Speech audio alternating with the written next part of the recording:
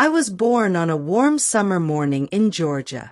My father, George Harris, often said the sun broke through the clouds in celebration of my arrival.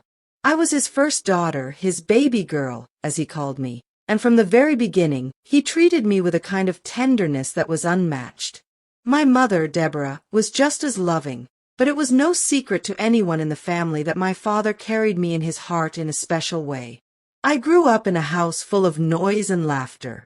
I had two brothers, Michael and Anthony, and a younger sister named Brenda. We were a close-knit family, but even from childhood, I noticed something brewing in the air whenever my father praised me. My siblings would exchange looks, roll their eyes, or simply walk away.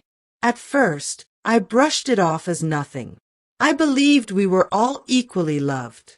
But as the years went by, the little cracks in our family bond began to widen. Daddy never missed any of my school events. He sat in the front row of every recital, every debate, and every award ceremony. When I won first place in the spelling bee, he lifted me high on his shoulders, shouting, "That's my girl." Michael, my oldest brother, muttered under his breath, "Always her, never us." Anthony nodded in agreement, his face hard. Brenda, though younger, seemed to grow bitter faster than the boys. At the time, I didn't understand it. To me, my father's love was simply love. It didn't feel like favoritism. I believed he was proud of all of us. But in the eyes of my siblings, I was the chosen one, the one who could do no wrong. By the time I turned 15, the jealousy in my siblings had grown into open resentment. Whenever I got new clothes, they would whisper that Daddy was wasting money. Whenever I was praised for my good grades, they called me a teacher's pet. One night, I overheard them talking. "She acts like she's the only one in this family," Michael complained. "Dad acts like she's his only child," Brenda snapped. Anthony added, "One day, she's gonna learn that being his favorite won't protect her from the real world." I stood in the hallway, frozen. My heart ached. I wanted to burst into the room and shout that I never asked to be treated differently. I wanted them to know that I loved them, too. But the words never left my mouth. When it came time for college, Daddy was determined that I should attend the best school. He worked extra shifts, saved every penny, and proudly drove me to Howard University in Washington, D.C. The day he dropped me off, he hugged me so tightly I thought my ribs might break. "Remember, baby girl," he whispered, "you are my daughter. Nothing in this world is too good for you." But back home, my siblings were furious. They felt Daddy had sacrificed for me in a way he hadn't for them. Michael went into the military, Anthony settled for community college, and Brenda took a job at a retail store. Each of them blamed me, even though I had no control over Daddy's choices. Phone calls home became tense. Whenever I called to check in, I heard the coldness in my siblings' voices. They answered my questions with one-word replies and often made excuses to end the call quickly. "Must be nice living it up at Howard while we're stuck here," Brenda once sneered. I cried after that conversation, torn between pride in my education and guilt for having opportunities my siblings felt were stolen from them. When Daddy passed away unexpectedly from a heart attack, our family fell apart completely. He had always been the glue that held us together, the shield that absorbed the tension between me and my siblings. Without him, the jealousy turned into open hostility. At the funeral, Brenda refused to sit beside me. Anthony avoided eye contact. Michael didn't even speak to me. When the lawyer read Daddy's will, the storm broke. Daddy had left the family house in my name, explaining in a handwritten note that he trusted me to care for it and to ensure it stayed in the family. "You see," Brenda shouted, her voice shaking with rage. "Even in death, he chooses her." Anthony slammed his fist on the table. "I'm done pretending we're a family." I walked out of that meeting in tears, clutching the keys to the house that suddenly felt more like a curse than a blessing. I wanted to honor Daddy's wishes, to keep the house as a place where all of us could gather, but my siblings wanted nothing to do with me. Neighbors whispered, Cousins took sides, and my mother, overwhelmed by grief, withdrew from all of us. I was left to shoulder the weight of Daddy's legacy alone. Over the years, I built a life for myself. I became a teacher, guiding children the way my father once guided me. I poured my love into every lesson, every encouragement, every moment of patience. But inside, I still carried the ache of my broken family. Holidays came and went without phone calls from my siblings. Birthdays passed without cards or visits. I often sat alone in Daddy's house, staring at old photographs, wondering if being his daughter had been a blessing or a curse. One day, while shopping at a grocery store, I ran into Anthony. His hair was grayer, his shoulders heavier, but his eyes still carried the old bitterness. At first, he tried to walk past me, but something in me refused to let him go.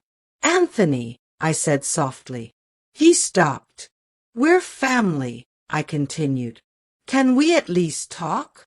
That moment opened a small door. A fragile one, but still a door. It took months, but slowly, I reconnected with Anthony. Through him, I reached Michael.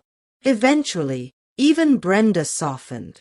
We sat down one evening in Daddy's living room, the four of us together for the first time in years.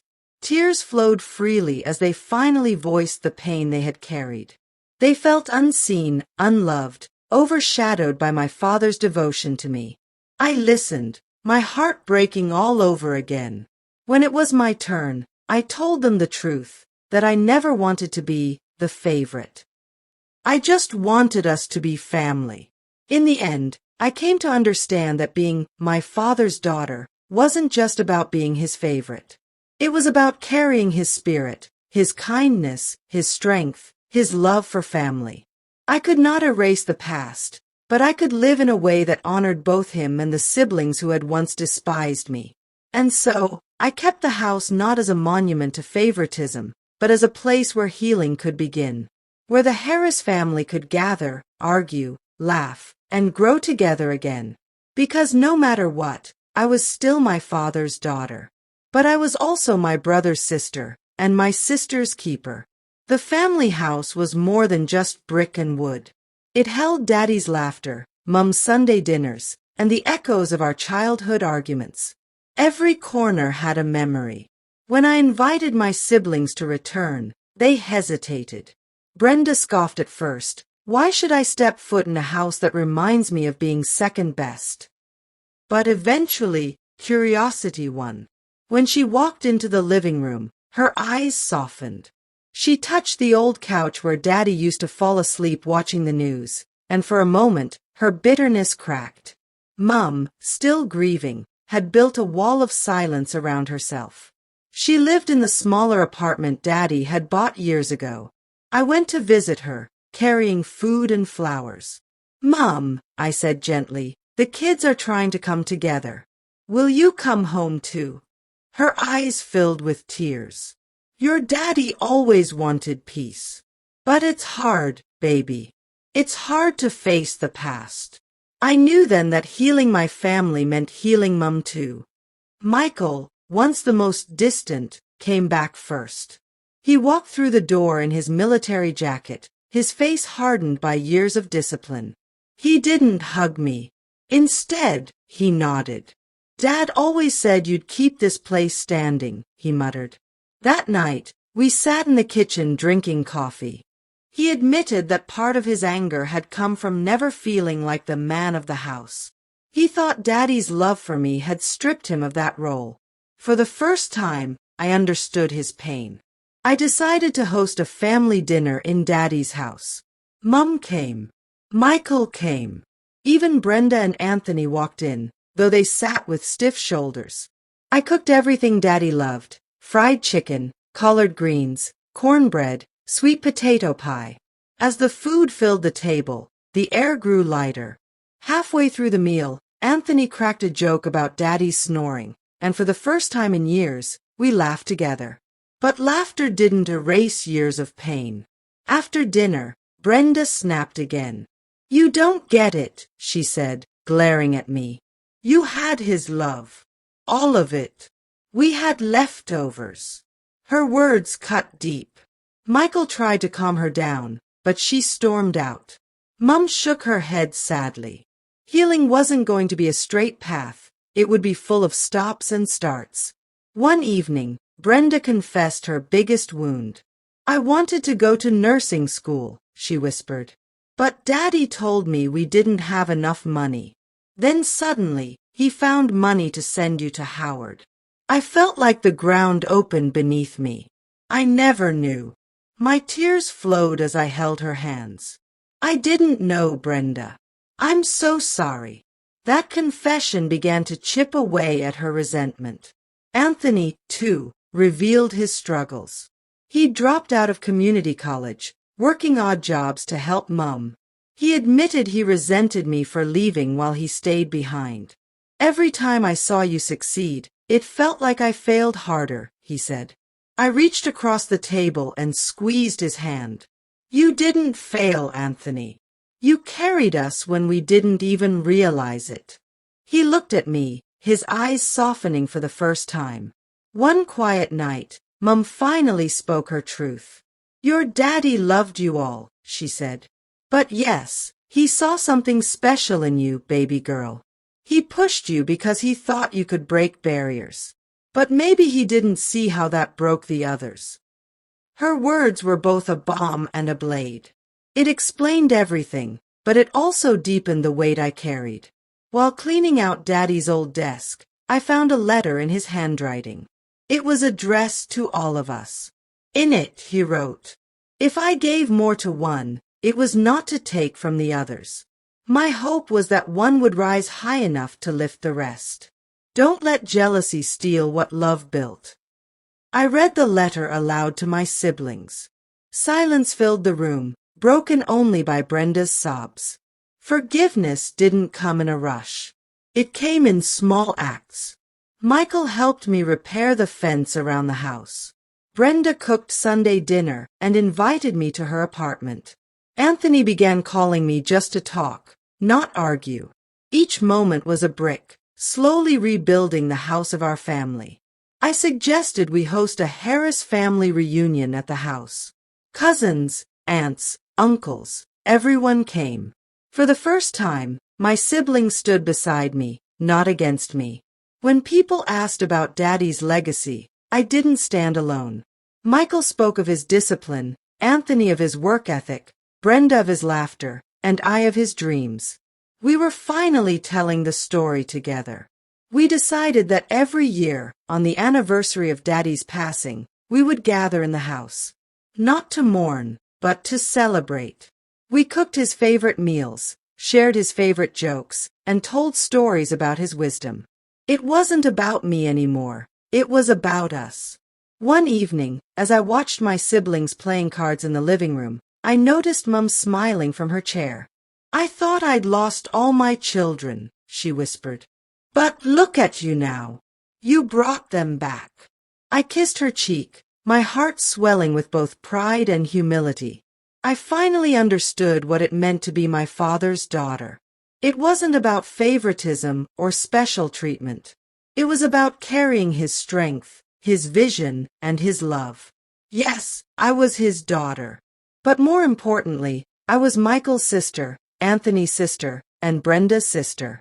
And together, we were the Harris family, scarred but unbroken. Daddy had given me his love. Now it was my turn to give it back to them. 2 years after our reunion, Brenda walked across the stage in a cap and gown. She had finally pursued her dream of becoming a nurse. As she held her diploma, she looked into the crowd and found me cheering the loudest. Later, she hugged me tightly. "Daddy may not have sent me to school back then, but you pushed me to try again. Thank you, sis." Tears filled my eyes. For the first time, her words carried no bitterness, only love. Michael retired from the military and moved back into town. 4 years, he had lived far away, carrying his resentment like armor. Now, he wanted to be present. "Maybe I was too hard on you," he admitted one night while fixing the roof with me. "Maybe I was too blind to see your pain," I replied. That night, we shared a quiet peace. He wasn't just my brother anymore. He was my partner in keeping Daddy's legacy alive. Anthony struggled the longest. He had always carried the weight of responsibility, feeling invisible in Daddy's eyes. But one day, he surprised us all when he announced he'd started his own small business repairing cars. "It's not big," he said nervously, "but it's mine." We celebrated like it was a Fortune 500 company. Daddy's letter had told us one of us would rise and lift the others, but I saw now that we were all rising in our own way. The Harris house was once again full of life. Mum sat at the head of the table, her children and grandchildren around her. The walls echoed with laughter, not arguments. I realized that Daddy's gift of the house wasn't about ownership. It was about giving us a place to find one another again. One stormy night, the roof leaked again, and I panicked, fearing the house would collapse. But instead of facing it alone, my siblings showed up with tools, ladders, and determination. "We're not letting this house fall apart," Michael declared. Together, in the rain, we fixed the roof, laughing through the thunder. It was messy, but it felt like Daddy was smiling down on us. Mum's health began to fade. We cared for her together, taking turns sitting by her side. Before she passed, she whispered to us, "Stay together. Don't let my George's love go to waste." Her passing was hard, but it didn't tear us apart the way Daddy's had. This time, we leaned on each other. After Mum's funeral, we gathered in the living room. Michael suggested starting a scholarship fund in Daddy and Mum's name to help neighborhood kids go to college. "That way," he said, "nobody feels left out. Every child gets a chance." We all agreed. What once divided us, education, opportunity, favoritism, was now something we could give to others. At the first scholarship ceremony, Brenda stood up and spoke. "My sister was Daddy's favorite. Yes, I used to say it with anger, but now I say it with pride. Because she didn't just carry his love for herself, she carried it for all of us." I cried as I listened, realizing that the jealousy that once threatened to destroy us had transformed into understanding. Years later, our children ran through the halls of Daddy's house, playing hide and seek the way we once did. They didn't know the bitterness we had endured. They only knew love, laughter, and family. One of Brenda's daughters said to me, "Auntie, this house feels like it hugs us." I smiled. That was exactly what Daddy wanted. As I sat on the porch one evening, watching the sunset, I thought about Daddy. Yes, I was his daughter. But the truth was bigger than that. Being his daughter meant carrying his hope, his strength, his mistakes, and his dreams. It meant forgiving and being forgiven. It meant turning pain into love. I looked at Michael fixing the lawn, Anthony laughing with the kids, and Brenda setting out sweet tea for everyone. I whispered to the wind, "Daddy, I did it. We did it. Your children are together." And in that moment, I knew, being my father's daughter had finally made me my family's sister, forever. The Harris house felt full when family was around, but quiet when they left. Some nights, I walked through the empty halls, touching the walls like they were alive. "Daddy, I kept your promise," I whispered. Even in silence, I felt his presence. Michael, though strong, carried invisible scars from the military. Some nights he called me, restless.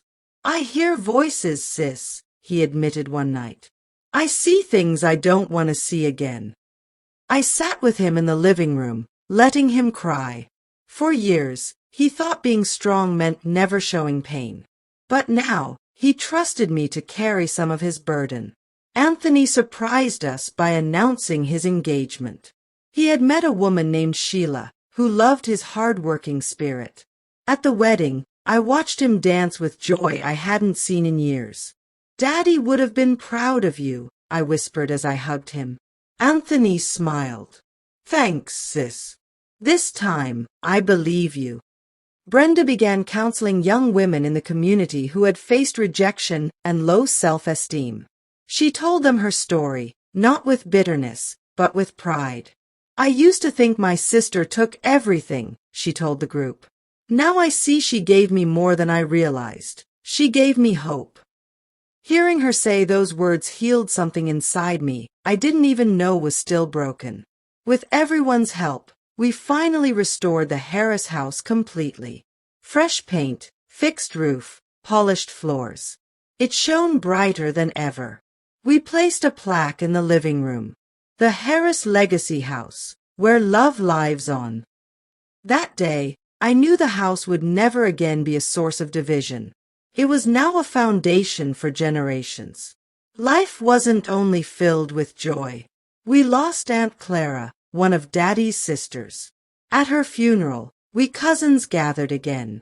But this time, my siblings and I stood united, showing the younger ones that family, no matter how broken, could be repaired. I started a mentorship program for kids at my school, using the scholarship fund to support them. "Why do you do this, Miss Harris?" a student once asked. "Because somebody once believed in me," I replied. "And now, it's my turn to believe in you." That was Daddy speaking through me. Mum's old garden, once overgrown, bloomed again. Brenda and I replanted roses, collard greens, and sunflowers. As I knelt in the soil, I remembered Mum's words, "Stay together." The garden became our meeting place, a symbol of her love and her prayers. Years later, during another reunion, Michael stood before everyone. "We once fought over who Daddy loved most," he said. "But now we see he loved us enough to give us to each other." Anthony added, "We're stronger together than apart." Brenda held my hand, squeezing it tightly. I felt Daddy's spirit in the room, proud of what we had become. On a quiet evening, I sat once again on the porch of the Harris house, rocking slowly in Daddy's old chair. The sun dipped low, painting the sky with orange and gold. I thought about the little girl I once was, the girl who only wanted her siblings' love, the teenager who carried guilt for being the favorite, the woman who struggled to hold a family together. Now, I was no longer just Daddy's daughter. I was a teacher, a mentor, a sister, a bridge builder. I closed my eyes and whispered into the wind, "Daddy, your children are whole again. Your love lives on in us, in our children, and in this house." The breeze brushed my face gently, almost like his hand. And in that moment I knew. Being my father's daughter wasn't just my story. It was the story of a family reborn.